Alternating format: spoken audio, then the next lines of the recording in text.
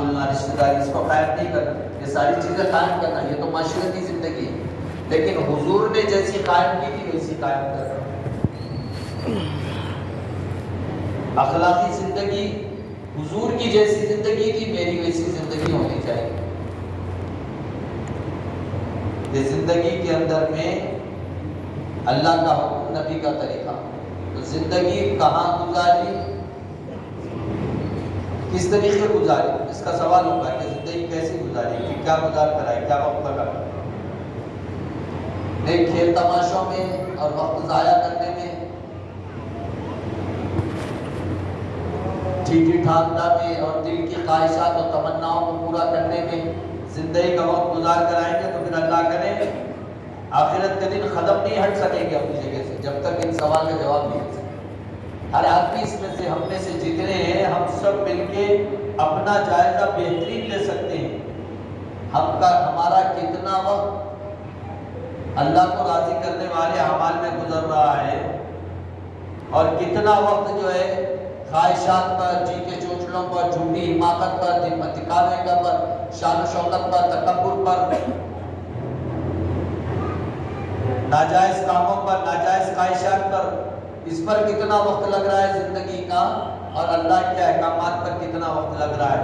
ذرا خود ہم ہر کوئی اپنی زندگی کا بہترین جائزہ لے سکتا ہے. اور سوچنے کا وقت یہی ہے، سوچنے کا وقت آنکھ بند ہونے کے بعد نہیں ملے گا. اور ایک بات ذہن سے نکال دیں، نوجوان جو ہے اس میں خاص طور پر، اس لیے کہ دوسرا سوال ہوگا کہ جوانی کہاں گزاری. ایک ہے عمر کا سوال ہوگا، دوسرا سوال ہوگا جوانی کہاں گزاری. کہ بچپن سے لے کے بڑھاپے تک موت کا جو وقت ہوگا، جو بھی، تو جو آدمی پیدا ہونے سے لے کے موت کے وقت کا جتنا وقت ہے اس میں تو جوانی بھی آ گئی. اگر آدمی بوڑھا ہو کر یا آدھا عمر کا ہو کر مرا تو جوانی اس میں آ گئی. لیکن اللہ تبارک و تعالیٰ جوانی کا سوال الگ سے کریں گے، اس لیے کہ اس جوانی کا زمانہ بڑا قیمتی زمانہ ہوتا ہے. جوانی میں آدمی جو چاہے کر سکتا ہے، اس میں اختیار ہوتا ہے، اس کی طاقت و قوت جسم کے اندر میں بھرپور ہوتی ہے، اس لیے وہ جو چاہے فیصلہ لے سکتا ہے اپنی زندگی کے معاملے میں. اس لیے اللہ تبارک و تعالیٰ جوانی کا سوال الگ سے کرے کہ جوانی میں آدمی میں طاقت ہوتی ہے، کسی پر ظلم کر سکتا ہے، قتل و غارت بھی کر سکتا ہے، چوری کر سکتا ہے، ڈکیتی کر سکتا ہے، لوٹ مار کر سکتا ہے، شراب پی سکتا ہے، جوا کھیل سکتا ہے، زنا کر سکتا ہے، بدکاریاں کر سکتا ہے، لوگوں کے اوپر ظلم کر سکتا ہے. جوانی کی طاقت ہوتی ہے، اس لیے جوانی کا سوال الگ سے ہوگا. پلٹ کر جوانی کی عبادت پر اللہ نے ثواب بھی زیادہ رکھا ہے کہ جوان کا ایک سجدہ، اگر کوئی آدمی بوڑھا ہو جائے تو اس کے مقابلے میں جوانی کی عبادت 70 درجے اس کا ثواب زیادہ ملے گا. کیونکہ جوانی کے زمانے میں اللہ نے اس کو، مطلب کہ انسان کے بچپن سے لے کے بڑھاپے تک ایک انمول وقت ہے وہ، کہ بچپن میں آدمی کمزور ہوتا ہے، ناسمجھ ہوتا ہے، اور جب تھوڑا بڑا ہوتا ہے تو اپنے بڑوں پر ڈیپینڈ ہوتا ہے، اپنے دادا پہ، ماموں پہ، چچا پہ، والد پہ، ماں پہ، کسی پہ ڈیپینڈ ہوتا ہے. لیکن جب جوان ہو جاتا ہے پوری طریقے سے تو وہ خود مختار ہو جاتا ہے. اب وہ کسی کا پابند نہیں رہتا، کسی کے اختیار میں نہیں رہتا. خود جو اس کو ماں باپ تھے ان کے بھی اختیار میں نہیں رہتا. جو ماں باپ نے اس کو پال کر بڑا کیا، جو اتنا کمزور تھا، ایک پالش کا تھا، مچھر بیٹھا تو ناک پہ نہیں اڑا سکتا تھا، اس زمانے میں اس کی ماں باپ نے خدمت کر کے اس کو بڑا کیا. تو وہ ماں باپ کو بھی آنکھ دکھانا شروع کرتا ہے جوانی میں. وہ ماں باپ کے ساتھ میں بھی بردباری کرنے لگتا ہے، گھورنے لگتا ہے، جھڑکنے لگتا ہے، وہ ماں باپ کو گالی بھی دینے لگتا ہے. جوان ہو گیا ہے، خود مختار ہو گیا ہے، جو چاہے کر سکتا ہے. اس لیے جوانی کا سوال اللہ الگ سے کرے گا کہ عمر کا سوال کر دیا، لیکن جوانی کا سوال الگ سے رہے گا کہ جوانی کے اندر جو چاہے خواہشات کی طرف چل سکتا ہے، جی کی امنگوں کی طرف چل سکتا ہے، ناچ گانے کی طرف چل سکتا ہے، جہاں چاہے جا سکتا ہے. بوڑھا ہو جائے آدمی تو بیٹھے تو اٹھنا مشکل، اٹھے تو بیٹھنا مشکل، لیٹے تو بیٹھنا مشکل، بیٹھے تو لیٹنا مشکل. آگے کا دکھائی نہیں دیتا، دور کا دکھائی نہیں دیتا، کبھی قریب کا دکھائی نہیں دیتا. ہاتھوں میں کوئی چیز پکڑے تو یہ آدمی کے ہاتھ کانپ رہے ہیں، پیر ہل رہے ہیں، لرزہ پڑ رہا ہے جسم کے اندر میں. یہ آدمی کمزور ہو گیا. بہت سارے آدمی ہیں 15-15 20-20 سال زندگی کا اگر 60 سال کی عمر ہے تو 20 سال 15 سال 70 سال کی عمر ہے 25 سال بستر پر گزار ہے، بوڑھے ہو گئے، کمزور ہو گئے. اس لیے بڑھاپے اور بچپنے کو چھوڑ کر اللہ نے جوانی کا سوال الگ سے کریں گے. اس لیے نوجوان کان کھول کر سن لے، اس کا بھی حساب الگ سے دینا پڑے گا جوانی کا، کہ اللہ نے جو جوانی دی ہے یہ بہت قیمتی وقت دیا ہے.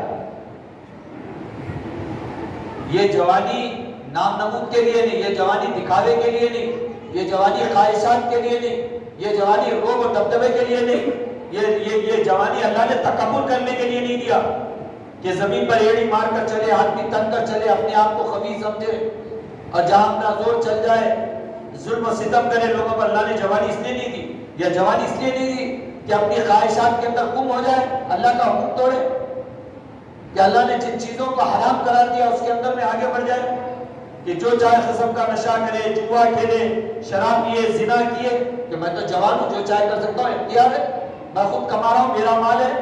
اس کا بھی سوال ہوگا، آگے اس کی بھی بات آئی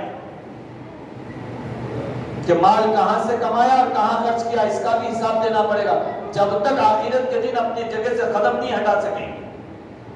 عمر کہاں گزاری، جوانی کہاں کھپائی، کہاں لگائی جوانی، کن مشغلوں میں لگائی، کھیل تماشوں میں لگائی، ناشے کودنے میں لگائے، اللہ کو ناراض کرنے والے اعمال میں لگائے، نبی کی زندگی چھوڑ کر زندگی گزاری.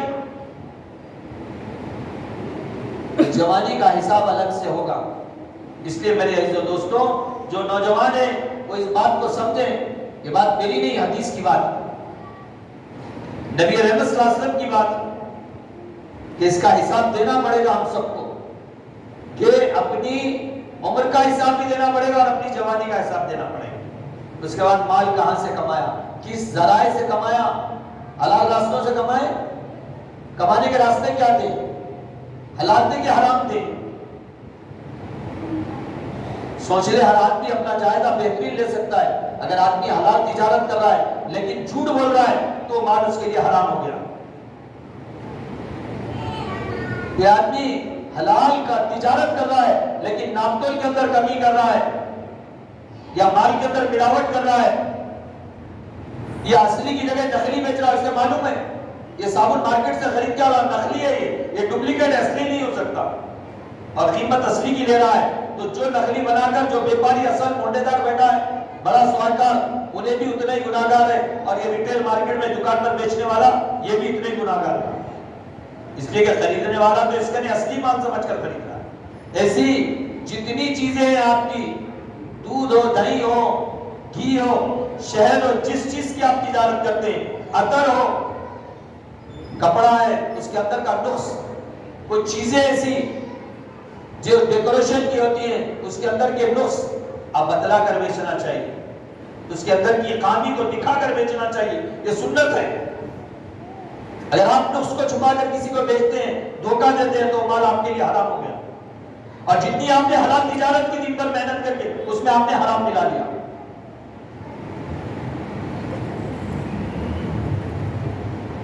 آپ آٹو رکشہ چلاتے ہیں، جو واجبی آپ کا کرایہ ہے اس سے زیادہ کسی سے مانگ کرتے ہیں وقت کی نزاکت کے اعتبار سے، تو وہ مال بھی آپ کے لیے جائز نہیں ہوگا.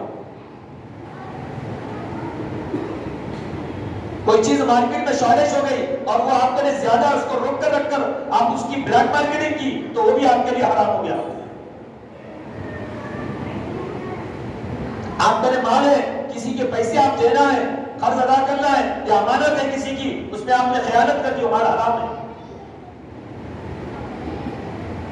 آپ کے خاندان میں یتیم ہو گئے، بیوہ ہو گئے، اگر ان کے مال کی نگرانی کر کر وہ مال اگر ان تک صحیح نہیں پہنچا اور آپ نے اس میں خیانت کی تو وہ آپ کے لیے حرام ہو گیا.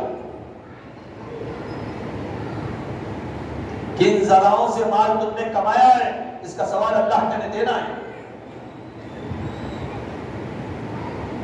سودی لین دین جتنے جس طریقے کا ہے یہ سب حرام ہے. اب آپ کچھ بھی شکل بنا لو. فتوے کے ذریعے سے علماء سے پوچھ لیں، بات ایک جگہ بات لوگوں کو فتوے کے اندر میں نزاکت مل کر کوئی چیز رہن پر لینا اور دینے کی گنجائش نکلتی ہے، لیکن اس کا ماحول بنا لینا، جس کے 5-5 6-6 8-8 مکانے وہ بھی رہن پر ڈالنا، وہ حرام کھانا ہے. 10-10 प्रॉपर्टी है, 10-10 मलकी है, उसको रहन पर डाल के खाना हराम है। और ये सूद का खाना और सूद का लेना और देना, आप सूद पर कोई भी चीज उठा हुआ, आज तो EMI आम हो गई। आज छोटे से बच्चा, नौजवान बच्चा भी फोन मोबाइल भी जाके EMI पे लेकर आता है, हराम।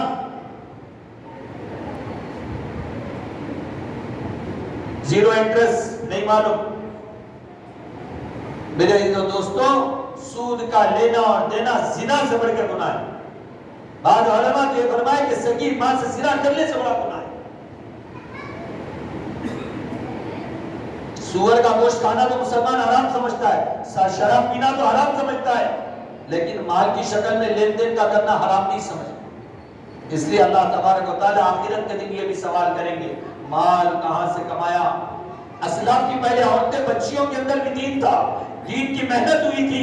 अपने घर से मर्द जाते तो औरतें कहती थी घर की, लेकिन मर्द भी ऐसी परवरिश करे थे औरतों कि घर के अंदर में नमाज नहीं छूटती थी, घर में तकवा और तहरत था। घर में बचपन से औरतों और बच्चियों को दीन सिखाया था। आज हमने दीन नहीं सिखा। घर की औरतें कहती थी मर्दों से, तुम बाहर जाना, नहीं मिली रोजी नहीं लाना, हलाल के टुकड़े लाना, नहीं मिले सूखी रोटी पानी में डुबाकर खाएंगे, लेकिन हराम के लुक़मे कर नहीं लाना। लिखा है तारीख की किताबों में, बड़े बड़े अल्लाह वालों को उनकी माओ ने, बीवियों ने, बेटियों ने नसीहत की कि हराम का लुक़मा घर नहीं लाना। सूखे पत्ते छाड़ के पानी में डुबो के खा लेंगे, लेकिन हराम घर में नहीं लाना। आज तो बच्चों की ख्वाहिश को, बीवी की ख्वाहिश को, उसकी तमन्ना को हम अपनी आखिरत बर्बाद कर रहे हैं कि उसको ये कपड़ा चाहिए, उसे ये चप्पल चाहिए, उसे ब्रांड घड़ियाल चाहिए, उसे ब्रांड मोबाइल चाहिए। कि हराम हलाल नहीं देख रहा, बस माल कमा रहा है, झूठ बोल रहा है, दगा दे रहा है, लोगों को धोखा दे रहा है, लोगों की जमीन में काबिज हो रहा है। जिस चीज को जमीन अंदर से झिझोड़ दे वो हलाल नहीं हो सकती। अंदर अल्लाह ने एक कांटा रखा है, वो कांटा खुद ब खुद मारता है, किसी मुफ्ती और आलिम की भी जरूरत नहीं। दिल के अंदर का कांटा ही होता है तो गलत रास्ते पर जा रहा है। वो ईमान की हलालत है, जिसके दिल में रत्ती भर ईमान है, उसको बराबर वो कांटा बराबर बतलाता है कि तू ये रास्ता, ये काम गलत कर रहा है। तो यहाँ हराम और हलाल का रास्ता निकाल ले कि मैं हलाल काम कर रहा हूँ कि हराम कर रहा हूँ। इसलिए मेरे दोस्तों, तो ये भी एक सवाल होगा, कहाँ से कमाएं और फिर कहाँ खर्च किए। इस पर इंशाअल्लाह हो सका हयात बाकी रही हमारी और आपकी इंशाअल्लाह तो सुनेंगे आइंदा जुम्मे में, इस बात को इंशाअल्लाह मुकम्मिल करेंगे। वक्त हो चुका है। अल्लाह तबारक व तआला हम सबको कहने सुनने से ज़्यादा अमल की तौफीक अता फरमाए। सुभान अल्लाह।